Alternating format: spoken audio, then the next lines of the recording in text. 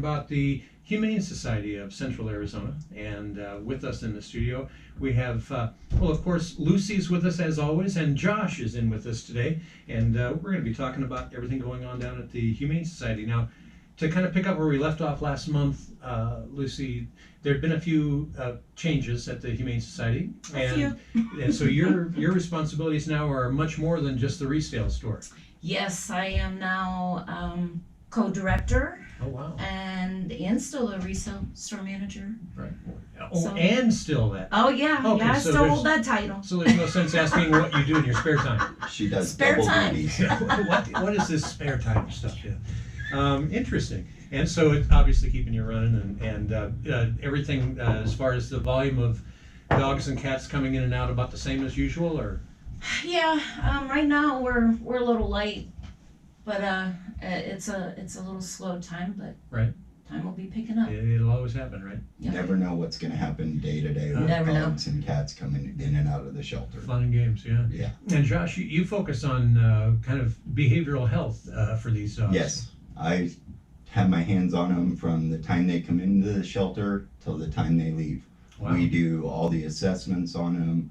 We see if they're food aggressive, how they handle, how they walk, just everything to do with them in general. Right. And some of our harder cases, we're trying to rehabilitate them to gain trust back in humans. Right. So that we can work with them so that they're more adoptable to the public. Much more successful. And that's got to be the real tough nut to crack, because sometimes, these animals have been in weird, I'm using the word weird in place of perhaps more appropriate words that we can't share on the radio, but they've been in weird environments that have caused a lot of behavioral problems. Right. We deal anywhere from aggression issues to just straight scared of humans. Right. Have never been around them or have been chained up, just been running loose. So we never know what we're going to deal with. It's different with every dog, every case. And I would imagine the amount of time it takes to break through some of that stuff It varies. can take anywhere from weeks to months. But with our shelter, we're a non-kill shelter, so we work with them as long as we can. Interesting. Now, and I think the fact that, I don't want to pass over that too quickly, the fact that it's a no-kill shelter really goes against what I think a lot of people believe a Humane Society. I mean, oh, we got a stray dog, okay, let's put him down and move on. And that certainly, I guess logistically would be easy, but morally and otherwise, not the right way to go. Right. And I think it's amazing. Now, Lucy, I think here a month or two ago, you mentioned that you had just adopted out a dog that had been at the shelter for quite a while. Mm-hmm. And so sometimes this finding the right person that has an interest in that dog can take a while. Yes, we've had dog for like a year. We've had years. Dogs for years at times, and wow. We'll work with them, and we'll work with the potential adopter. Sometimes we require multiple meet and greets, home visits. We'll ask them to come in just to socialize with the dog, so that the dog gains the trust in the new handler. Wow. So you can handle the behavioral health problems of the owners too. Well, we work with we work with some of the handlers as well. Yeah. Some of the adoptions that we do, because a dog is reactive off their handler. Yes. If they've encountered a bad situation before and the handler's fearful and it feels that tightness on the leash, a lot of the times the dog's going to react because he's feeling your vibe. Right. Makes sense. And I don't mean to make too terrible light of it, but one of the things that I know, I used to do bloodhounds for search and rescue. And going into that early on, I didn't know exactly what all the dog had to learn. And the learning experience was that the dog really has most of this figured out. It was me that needed to. You're the one that needed the training. Yeah, I need to learn how to read the dog and all of that. And it's amazing the natural instincts that exist there. And it's sometimes the owner that just needs to pull their head out of that dark place. Yes. And a lot of it is, a handler has to read the body language of their pet. Right. And that has a lot to do with it. I remember the first time we went out, the first time I got teamed up with Bert Sprague here locally with one of his hound dogs on a search for a kid up by Diamond Point. This dog was, what they call scanning, but it was running up one side of a canyon and down the other, and just going back and forth. And we were, kind of jogging along to keep up with this dog. And I jog to the refrigerator sometimes, and that's about it. And so, I was like, man, this is crazy. This dog knows what he's doing. Oh, trust the dog, trust the dog. And I'm like, I want to twist the dog's neck. I mean, I was like, this dog was kicking my rear end. And but all of that said, I mean, that was all my problem.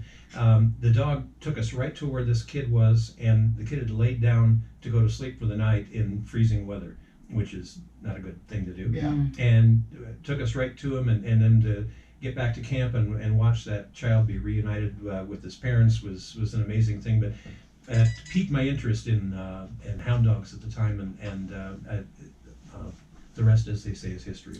But I think, would you guess that most of what really needs to be done is for people to know more about how to handle their dog, rather than dogs having instinctively bad habits? And that is a lot of it. And we're now, with the program that we're doing with our volunteers, we're actually helping them be a part of the adoption process and the training process with these dogs. We're teaching them sits, stays, and we're starting the work, and we hand it off to the volunteers. So the volunteers, when they're out walking to Green Valley or wherever, you'll see them sitting and working on stops, stays, downs, because that's making the dogs more adoptable. Now, can you work with them also, like that one dog we see in the commercial where the dog goes out to the kitchen and grabs a bottle of brew out of the fridge? You can train a dog to do that very easily. Well, I'm going to have to work on that one. I have new goals now, although I don't drink beer, so what the heck. Anyway, the bottom line is, how many dogs right now do you have in the shelter, roughly, would you guess? I'd say around 50 dogs total. I think we have like 15 adoptables? Yeah, I think 15 up for adoption, but usually every Tuesday we have new dogs going up for adoption. Okay, so you take time to work through the behavioral issues with these dogs before they're even available. Before they're even available, we'll put them through the full 9 yards. So you're really working towards finding that forever home for them. Yep. Yes. And we're working towards making these dogs more adoptable, because a lot of the dogs come in, they have, reaction issues with other dogs, people, kids. Mm-hmm. So So we're working past that. We're putting these dogs in those situations to try to better them. Right. So we can give them the proper structure that they need. More successful adoptions, because a lot of times when it's not about just getting them adopted and getting them out of the shelter. You don't want them to come back. You want it to be successful for the dog and their owners. yeah, that makes sense. And I got to just input in here real quick, if anyone might be interested, on a completely different subject, just for a second. There's a piece of American history, a B52 Bomber used during the Cold War, that is going to be coming through Payson, and actually it's going to be coming through pretty darn soon. I just got word it was making its way through Phoenix. This is a big airplane. Obviously they've taken the wings off, but it's going to be coming through Payson. And the last word that I had here was just a moment ago, that it was just coming up to Sycamore Creek on Highway 87 at about 15 miles an hour. And that was just about 15 minutes ago, actually, that came in. So we'll be seeing that today. that'll be coming down through Payson. I'm really intrigued to find out how they're going to make that turn at 87 and 260. But so be ready for unusual traffic congestion at some point. This A is little different than normal. This is bound to slow things down a bit. Well, now, meanwhile, back at the Humane Society, the thrift store, the other thing that is always a resale store, there's always amazed me when you talk about how much of the monthly operating revenue comes from the resale store. Yes, I mean, that's an integral ingredient in making this continue Absolutely. to be successful. absolutely. And is that a cyclical thing? I mean, is things a little slower right now than they are in the middle of the summer? No. And not only I don't even know what normal is anymore at the resale store, but we're very blessed. Right. I say this all the time. Our community is very good to us, and we've just been rocking and rolling. Well, and as I've mentioned before here, I love going to yard sales, but I hate having a yard sale. And I would Yes. much rather just take the stuff I need to get rid of and just donate it to a worthy cause. And I can't Yes. think of one better than the Humane Society of Central Arizona. Absolutely. Now, how about cats? You got a lot of cats over there too? Actually, we got lots of cats. We got lots of cats, and I think there's going to be Kittens coming a lot and- up for adoption on Tuesday. Now, all of these dogs and cats, when they come in, the females are spayed Yes, and the males are neutered? I mean, neutered, take care of all of that. all up to date on their shots, Right. microchipped. We make sure that they have the works and everything's done when they leave the door. and that's all, part of the adoption fee. Well, and it makes sense to help hopefully reduce the numbers of other strayed animals and stuff like that down the road as well. God, that's actually fantastic. And how many staff do you have at the shelter itself? Probably like 15, Okay, somewhere around there, 15 staff and members. then a bunch of volunteers. Volunteers. Yes. Yeah, how many volunteers working roughly?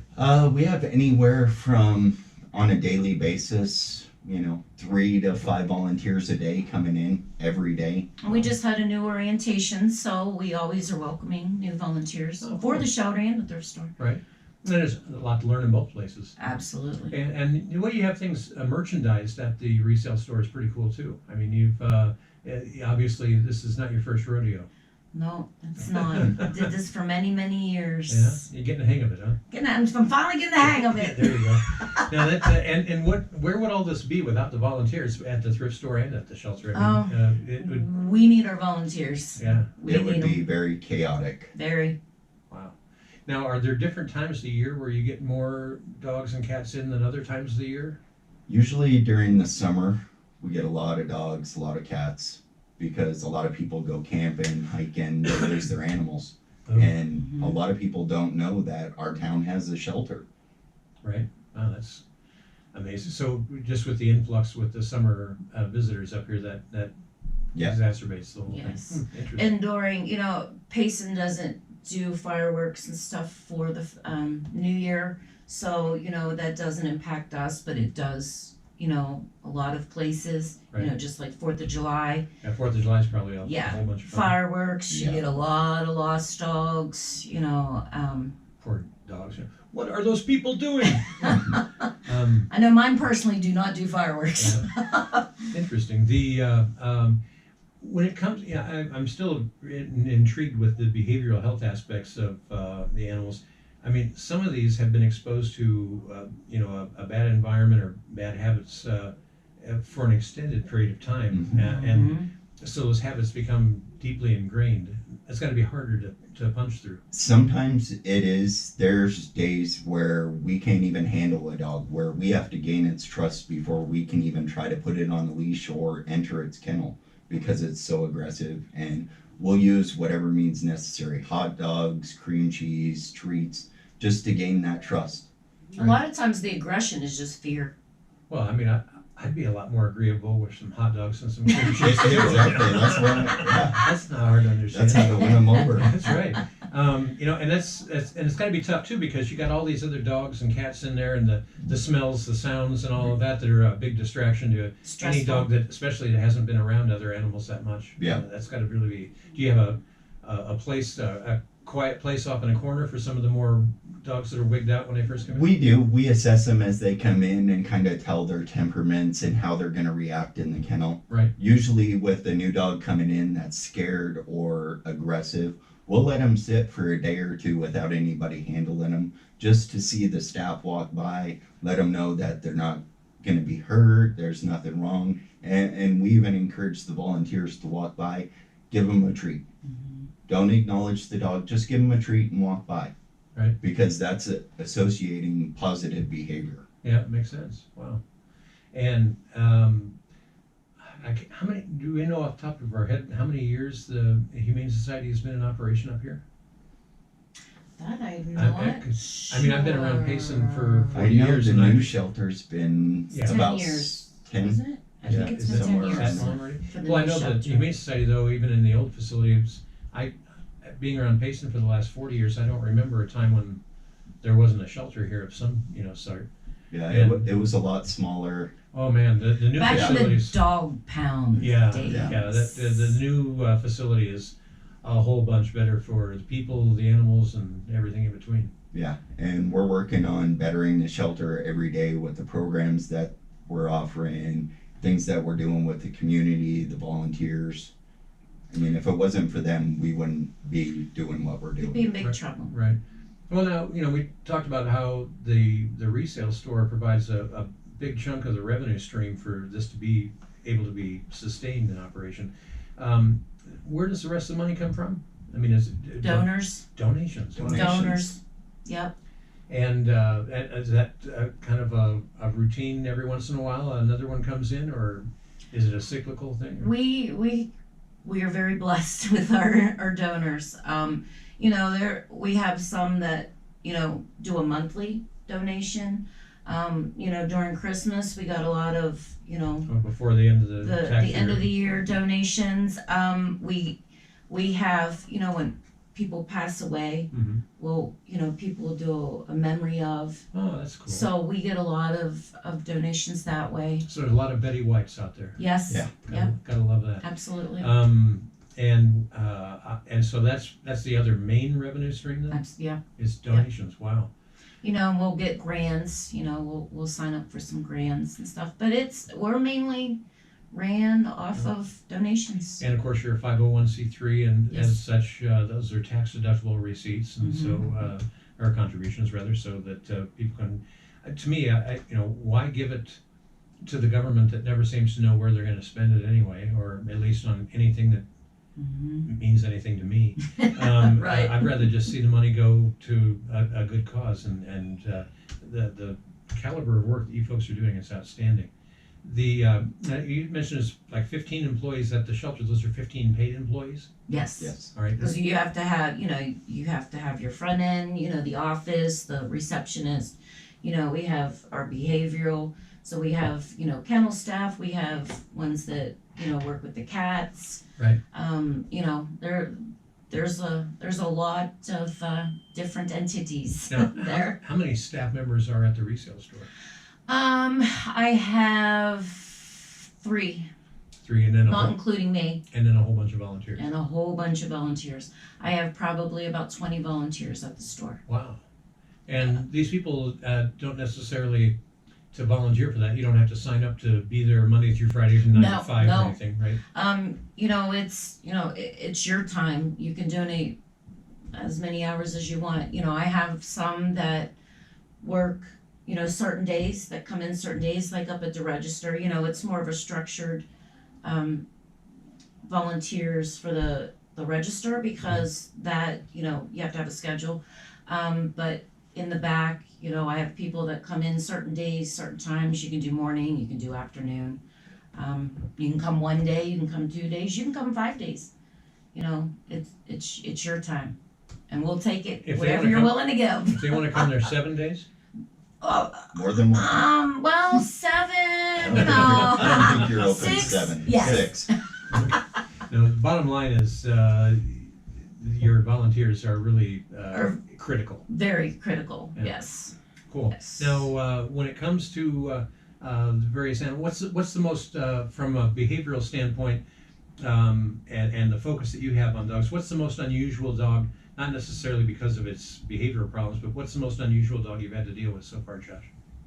Right now I have a Basset Hound Shepherd mix. Wow. His name's Dusty, and he's a great dog, but he's hand reactive. So every time you go to try to leash him up or feed him, he tries to grab your hands and play with them. So we're retraining him with a tug toy to go after the tug toy, not your hand. Not your hand. So we're associating play instead of. Now, Basset Hound German Shepherd mix, is this like a lowrider German Shepherd? He very much is. Is that where the Dusty came from? Or? Yep. Okay, that makes sense. How about you? When it comes to, unusual animals there, I mean, is there one that stands out in your mind, Lucy, as, wow, that was different? Mishka. Oh, you mean people or human or Well, I've met animals? Mishka. We had Mishka in the studio. Mishka was here last month. Yep. Yeah, she's probably been my most interesting dog. I don't have any particular one in my mind Now, from here. What about, I know that there's been a couple stories in the past, if I recall correctly, where it's not always just dogs and cats. Not always. Now, no one's brought in an orangutan recently. No, not No, this we year. haven't had anything too crazy lately. But was it an iguana or something? Yeah. Was it or We've had iguanas, emus, turtles, rabbits, Emus. birds. Emus taste like chicken. I didn't say that. Used to live out in Upper Round Valley, and from where the parking area was in front of our house, there were some folks down in like Middle Round Valley that had emus, and that's a very human-like sound when they make their little call. And we had a bunch of people invited over one evening for some little party, and this one couple, they didn't knock on the door or anything. They just came running in because they thought that this sound that they were hearing was human, but we also lived right next to the cemetery up there, and so for them it sounded like these voices were coming from the cemetery, and they were scared Voices from spitless. beyond. Yeah, it was quite festive. I enjoyed it. But emus. I mean, who brings an emu to the Humane Society? It was before my days, but I've heard the stories. Wow. And do you rope those? I'm not sure what they did. We've had people bring us raccoons before. We had somebody bring us a coyote puppy. Puppy. They thought it was a real. They thought it was a puppy. Yeah. Yeah. But it was a coyote. Cute little coyote puppy. Yeah. Well, that could be interesting. Very. We've, gosh, I'm trying to think of.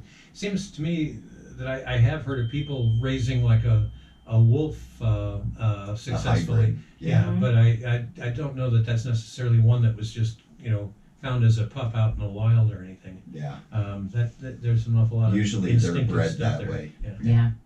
Interesting. So when it comes to people wanting to volunteer or wanting to just learn more about how they can help out the Humane Society either at the shelter or at the resale store, what's the best thing for them to do? They can either come in and get an application.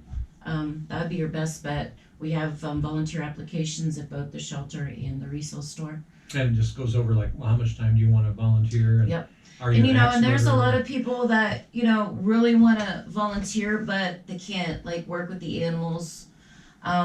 So the resale stores, Oh, it's a another great alternative. way to give back to a good cause. You're with still that. helping the animals, just in a different aspect. Right. Mhm. And now with all the cats that you have too, I mean that's pretty much, you just have a common area for a lot of them to run around as opposed to individual. We have cat houses. We have Mhm. 3 cat houses in the front. We should probably come up with another word for that. Shouldn't we? There's a cat house on South McLean. Yeah. Stop by today. Yeah. Come on over. Well, anyway, I think what you folks do is absolutely astounding, and I sit and I make fun of some stupid stuff, but the bottom line is I really have a lot of respect for what you do, and obviously a lot of other people do too, and we need to keep the donations coming in to be able to keep this a no-kill shelter and Yes. be able to, I mean, what Takes a village. I'm just the village idiot, so but anyway, we appreciate you coming down again today and keep us informed as to what's going on with the Humane Society and what else we can do to help you get the word out. Absolutely. Alrighty. It's always a pleasure, Andy. Definitely. And we'll talk about the other really fun stories in just a minute. Our after-hour show. That's right. Anyway, we got to get you back to more of your favorite country. Have some tunes coming up from Genesis, The Who, and Don Henley. Forecast for Payson and surrounding areas. I'm nowcast meteorologist. Weather started too early. For today, mostly sunny. Weather guy is eager. 50s.